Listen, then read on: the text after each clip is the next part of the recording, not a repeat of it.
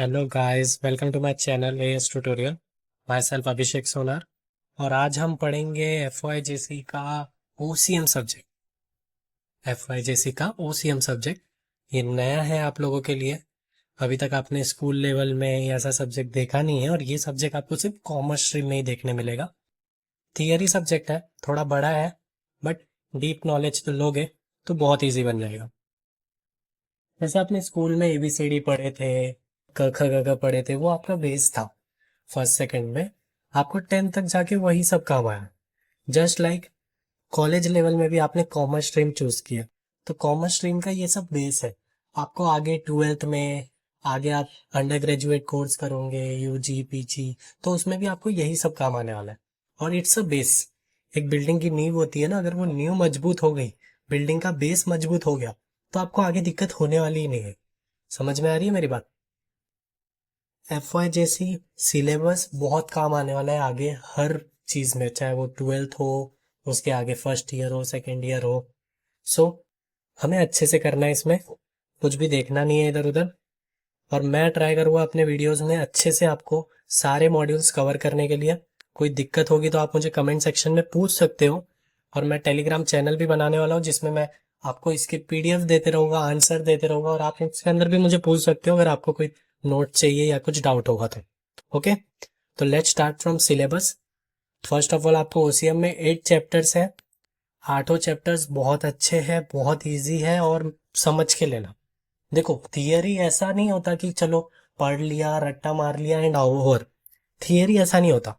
Theory लोगों ने ऐसा बना दिया है। क्लासेस में आप देखोगे, अलग चीजों में आप देखोगे, उसमें लोगों ने ऐसा बना दिया है थियरी को कि पढ़ो, रट्टा मारो, एग्जाम दो, खत्म। ऐसा नहीं होता। थियरी एज अ टीचर, मैं बता रहा हूँ आपको, थियरी बहुत ही अच्छा सब्जेक्ट होता है अगर उसको समझ के लो तो। क्योंकि आपको ऐसा नहीं करना है, आपने कॉमर्स पढ़ लिया, आपने बिजनेस पढ़ लिया, आपको जाके लिखना है। ना मैं कर सकता हूँ, ना आप कर सकते हो। रट्टा मारोगे, एक एग्जाम लिख सकते हो, दो एग्जाम लिख सकते हो, फ्यूचर नहीं लिख सकते उसमें। फ्यूचर में आप हर बार ऐसा नहीं कर सकते। 2 लाइन 3 लाइन रट्टा होता है, पूरा सिलेबस पूरा बुक रट्टा नहीं होता मेरा भाई। समझ में आ रहा है? तो आपको उधर बेस लेवल पे काम करना है, आपको वो कॉन्सेप्ट समझना है। अगर आपने समझ लिया बिजनेस होता क्या है, अगर आपको कॉन्सेप्ट समझ में गया, तो आप अपने वर्ड्स में लिखो ना। मार्क्स आपको अपने वर्ड्स में भी मिलने वाले। मैथ्स में हम लोग सिर्फ स्टेप्स करते हैं। अलजेब्रा ज्योमेट्री आपने किया होगा 9th 10th 11 9th 10th 8 में, तो आप उधर स्टेप्स करते हो। आंसर आपका राइट आना चाहिए। स्टेप आप बुक वाले करो, खुद से करो, कुछ भी करो। एक्स की वैल्यू फाइंड करनी है, आपने एक्स की वैल्यू राइट फाइंड की ना, आपको मार्क्स मिल जाएंगे। स्टेप्स आपका कुछ भी हो, आप 11th में भी मैथ्स करने वाले हो, आपके स्टेप बहुत के तरीके हैं। एक्स फाइंड करना है, या कोई भी मॉड्यूल हो, कोई भी चैप्टर हो, कुछ भी आप फाइंड कर रहे हो, स्टेप बहुत है उसके। समझ में आ रहा है आप लोगों को? सो स्टेप्स बहुत है। आपको देखना है कि आपको आंसर कैसे निकालना है। तो थियरी है, ज्यादा लोड नहीं लेना है कि कैसे होगा। मैं ट्राई करूंगा अपने वीडियो में पूरे अच्छे से कवर करने के लिए। सो फर्स्ट मॉड्यूल से हम स्टार्ट करेंगे। फर्स्ट मॉड्यूल है हमारा introduction of commerce and business. OCM subject का इंट्रोडक्शन है। ओसीएम का फुल फॉर्म हमने पढ़ा था, वही है, और कुछ भी नहीं है। तो फर्स्ट इंट्रोडक्शन दिया हुआ है यहाँ पे। All human beings are required different types of goods and service. ये इंग्लिश में लिखा हुआ है, मैं आपको हिंदी में डिट्टो पूरा समझा दूंगा। कुछ भी आपको देखने की जरूरत नहीं है, पढ़ने की भी इसमें कुछ भी जरूरत नहीं है। राइट। इकोनॉमिक्स और नॉन इकोनॉमिक एक्टिविटी, जो ह्यूमन बींग्स होते हैं ना, उसकी दो एक्टिविटीज होते हैं। एक्टिविटीज, आप कुछ काम कर रहे हो। इकोनॉमिक एक्टिविटीज मतलब क्या, कि आप कुछ काम कर रहे हो और आपको इन रिटर्न में पैसा मिल रहा है। राइट। या फिर आप कुछ काम करवा रहे हो और आपको इन रिटर्न में उसको पैसा देना पड़ रहा है। मैं आपको सिंपल एग्जांपल देता हूँ, टेलर का। आप टेलर के पास गए, आपने बटन लगवाई, कपड़ा सिलवाया, आपने उसको पैसे दिए। राइट, ये हो गया इकोनॉमिक एक्टिविटी। आपने इन रिटर्न काम करने के बाद इन रिटर्न आपने उसको पैसे दिए, ये हो गई इकोनॉमिक एक्टिविटी। अब आप मम्मी को आपने दिया कि मेरा मम्मी, मेरा ये शर्ट फट गया या मेरा बटन निकल गया, तो मम्मी ने वो करके दिया, तो मम्मी क्या पैसा लेने वाली है उस चीज का? नहीं, मम्मी नहीं लेगी पैसा। It's called as non economic activity. जिस चीज में पैसे का लेन देन होगा उसे हम कहते हैं इकोनॉमिक एक्टिविटीज। जिस चीज में पैसे का लेन देन नहीं होगा उसे कहते हैं हम नॉन इकोनॉमिक एक्टिविटीज। समझ में आ रहा है? क्लियर हुआ? इतना क्लियर हुआ इकोनॉमिक एक्टिविटीज क्या होता है, नॉन इकोनॉमिक एक्टिविटीज क्या होता है, लिखना कैसे है। Non economic activities are those human activities which are perform to satisfy personal and social and religious cultural sentimental requirement. ऐसे एक्टिविटीज जो हम लोग खुद को सेटिस्फाई करने के लिए करते हैं, सोशली किसी को सेटिस्फाई करने के लिए करते हैं, रिलीजियसली कल्चरली। इनफैक्ट हम रोड पे कोई आदमी खड़ा है, देख नहीं सकता, चलने में प्रॉब्लम हो रही है, हमने उसका हाथ पकड़ के रोड क्रॉस करवा दिया, तो रोड क्रॉस करवाने के बाद क्या बोलोगे? चल मैंने देखो रोड क्रॉस करवाया, 20 रुपए दे, बोलने वाले हो क्या? नहीं, it's called non economic activity. For example से लिखा है यहाँ पे, reading books, serving people, cooking by mother. Mummy ने कुछ करके दिया, घर वालों ने कुछ करके दिया, बुक पढ़ रहे हो, किसी की हेल्प कर रहे हो, वो सब नॉन इकोनॉमिक एक्टिविटी में आ गया without monetary expectation. Monetary means पैसा, पैसे की इच्छा आपके पास नहीं रखते हुए आप वो काम कर रहे हो, is called non economic activities. Exam में वन टर्म में पूछा, बड़े आंसर में पूछा, ऑब्जेक्टिव में पूछा, दिमाग में रखना है, पैसा नहीं यूज कर रहे हो, non economic activities. Just opposite, economic activities में पैसा आ गया। Activities that involve production, distribution and consumption of goods and service for money और मनी इज वर्थ। आप गुड्स बना रहे हो, गुड्स को डिस्ट्रीब्यूट कर रहे हो, गुड्स को कंज्यूम कर रहे हो, गुड्स को आपने बना दिया, बेच दिया या खा लिया, पैसा दे के या पैसे के लेन देन में सोसाइटी के अंदर, तो it's called as economic activity. For example, worker working in factory, simple example, एक मजदूर अगर किसी फैक्ट्री में काम कर रहा है तो वो पैसा लेगा, दिन का पैसा लेगा, दिन की दिहाड़ी लेगा, इट्स कॉल्ड इकोनॉमिक एक्टिविटीज। समझ में आया इकोनॉमिक एंड नॉन इकोनॉमिक क्या होता है? सो आगे बढ़ते हैं, इकोनॉमिक नॉन इकोनॉमिक हो गया हमारा। अब इकोनॉमिक के अंदर भी ना 3 पार्ट्स हैं, business, profession, employment. Economic activities हमने पढ़ा जिसमें पैसों का लेन देन होता है, work done by the expectation of money and money is worth in the return. Business क्या होता है, प्रोफेशन क्या होता है, एम्प्लॉयमेंट क्या होता है, इसके ऊपर अलग अलग आंसर आते हैं। फर्स्ट ऑफ ऑल हम बिजनेस से चालू करते हैं। बिजनेस, आप में से किसी के फैमिली बिजनेस होगा, किसी की राशन की दुकान होगी, किसी की ज्वेलरी शॉप होगी, किसी की कुछ, किसी की कुछ। I am not taking any example in this, I am just facting. किसी के बिजनेस हो गए, किसी की फैमिली के, किसी के नहीं हो गए। इतना हमें पता है कि बिजनेस मतलब क्या होता है। बिजनेस मतलब कोई दुकान हो गया, गुड्स एंड सर्विस, या कोई चीज बना के बेचना, it's called a business. Business represent are organise efforts. Organise efforts मतलब मिलजुल के एफर्ट्स करना। दुकान हो गया या कोई कंपनी हो गई, उसमें मिलजुल के लोग एफर्ट्स कर रहे हैं। एक मजदूर से कंपनी नहीं चलने वाली, एक अकेला मैनेजर से बिजनेस नहीं चलने वाला। ग्रुप पीपल चाहिए आपको, उसके अंदर 4-5 बंदे चाहिए जो साथ में एफर्ट्स कर रहे हैं। मजदूर सामान बनाएगा तभी सेल्समैन वो सामान बेचेगा।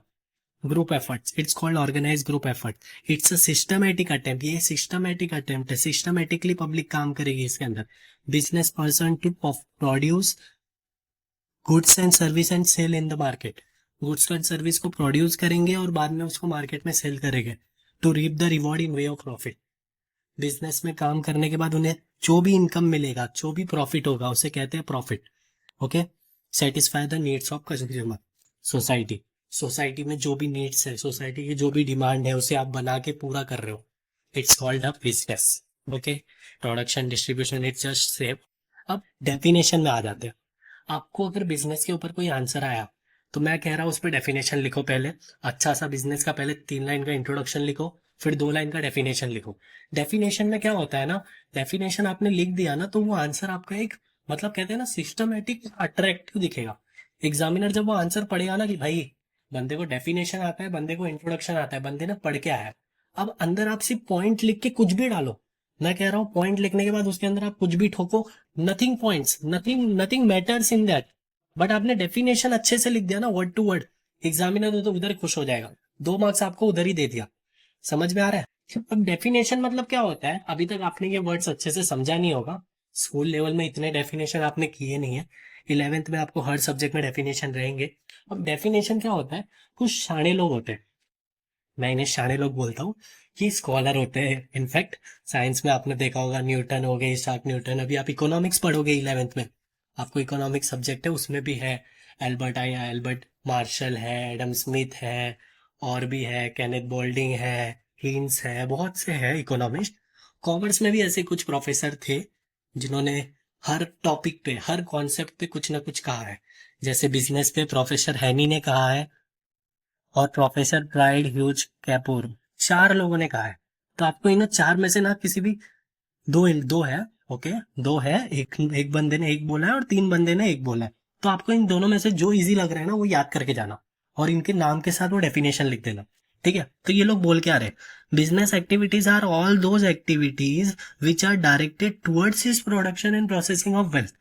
बिजनेस के जो भी एक्टिविटीज होते हैं वो एक्टिविटीज है जो डायरेक्टेड है प्रोडक्शन और प्रोसेसिंग ऑफ वेल्थ, प्रोडक्शन करने के लिए और प्रोसेसिंग ऑफ वेल्थ। वेल्थ मतलब संपत्ति, जब मैं सामान बेचूंगा मेरे पास पैसा आएगा तभी मेरी संपत्ति बनने वाली है ना।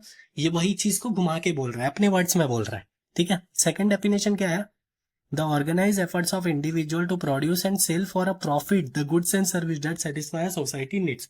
गुड्स और सर्विस को प्रोड्यूस करना, उसके बाद बेचना प्रॉफिट के पर्पस के लिए, ठीक है, और सेटिस्फाई करना नीड्स। तो यहां तक समझा आपको। अब बिजनेस का आंसर, फीचर्स ऑफ बिजनेस। ठीक है, ये बिजनेस का पहला आंसर है। आपको क्वेश्चन आएगा characteristics of business, characteristics of business, feature of business, तो आपको ये वाला आंसर लिखना है। पहला पॉइंट है इकोनॉमिक एक्टिविटी। हमने पढ़ा था इकोनॉमिक एक्टिविटी क्या होता है। इकोनॉमिक एक्टिविटी मतलब जिस चीज से पैसा निकाल सकते हैं इन रिटर्न, जिसमें पैसा देना पड़ेगा, उसे कहते हैं हम economic activity. Business is an economic activity, it is undertaken to earn money. Okay, second point, 2 parties, 2 parties का होना जरूरी है। 2 से कम पार्टीज बिजनेस में नहीं होते, मतलब 2 बंदे, एक हो गया बायर, एक हो गया सेलर। मैं सामान बेच रहा हूं, मैं हूं सेलर, आप सामान खरीद रहे हो, आप हो बायर। 2 लोग का होना जरूरी है, वरना ना सामान बिकेगा ना पैसा आएगा। समझ में आ रहा है। प्रॉफिट मोटिव, इसमें जो बंदा सामान बेच रहा है, बिजनेस ओनर हो गया, शॉपकीपर हो गया, कोई भी, उसका एक ही प्रॉफिट होगा, प्रॉफिट कमाना। एक ही ऑब्जेक्टिव होगा, प्रॉफिट कमाना। सब सामान बेच रहा है, प्रॉफिट क्या होता है, profit is the revenue of businessman. समझ में आ रहा है। मैंने 9 रुपए की बिस्किट खरीदी और उसको 10 रुपए में मार्केट में बेचा, तो जो 1 रुपया बचा ना, वो 1 रुपया मेरा प्रॉफिट है। Sales minus cost equal to profit, ये आप अकाउंट्स में पढ़ोगे, मैथ्स में पढ़ोगे। Sales minus cost equal to profit. आपकी सेल्स की वैल्यू 10 रुपया है और आपको 9 रुपए में वो पड़ी, वो आपका कॉस्ट। आप उसको माइनस करोगे, उसमें आपका आ जाएगा profit. Okay, fourth point, production of goods and service. Goods and service अगर आप प्रोड्यूस कर रहे हो और सेल कर रहे हो, इट्स कम्स अंडर बिजनेस। आप वो गुड्स एंड सर्विस बना रहे हो फिर बेच रहे हो।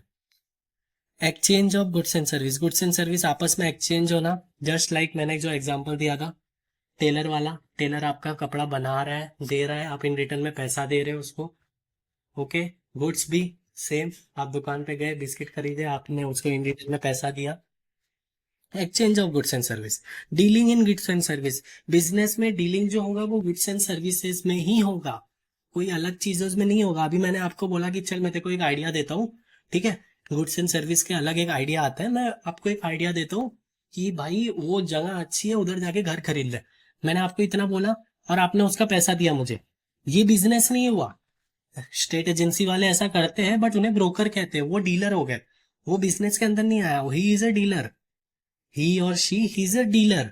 वो बिजनेस के अंदर नहीं आया, वो एक प्रोफेशन हो गया, वो डीलर लोग का एक प्रोफेशन हो गया। वो सर्विस प्रोवाइड कर रहे हैं, he not providing the goods to you. वो ये नहीं कह रहे भाई तूने मेरे को 50,000 मेरे को दलाली दिया तो मैं तेरे को लड्डू खिलाऊंगा या कुछ खिलाऊंगा। वो अपनी खुशी से खिला दिया तो बात अलग है, बट वो आपको कुछ दे नहीं रहे, वो आपको सर्विस दे रहे ही का। That comes under profession. हम प्रोफेशन आगे पढ़ेंगे ना, उसके अंदर आएगा। 7 point, continuity in dealings. Dealings continue होनी चाहिए बिजनेस में। एक सामान आपका एक दिन एक बिस्किट बिका तो ये नहीं कि अगले दिन कुछ नहीं बिकेगा, रोज सामान बिकना चाहिए। सामान नहीं बिकेगा, आपको पैसा नहीं आएगा तो बिजनेस बंद करना पड़ेगा, आप कंगाल हो जाओगे। ठीक है, बिजनेस रोज चलना चाहिए, कंटिन्यूटी होनी चाहिए। अनसर्टेन रिटर्न, रिटर्न कुछ कंफर्म नहीं है।